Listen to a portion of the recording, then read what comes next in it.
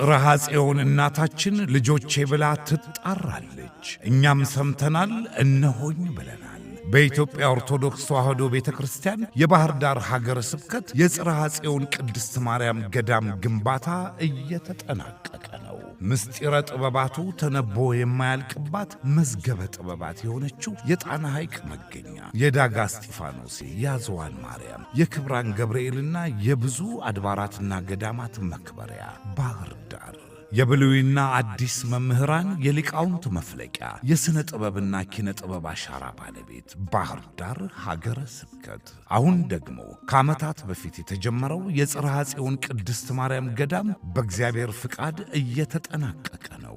ግንባታችን ተፈጽሞ በወንጌል ትምህርት እየረሰረስን በቅዳሴያችን ጸሎታችንን ሰማየ ሰማያት እያደረስን እንደምቅ ዘንድ እናታችን ጽርሐ ጽዮን ቤቴን ስሩ ብላ ጋብዛናለች። ዕድለኞች ነን።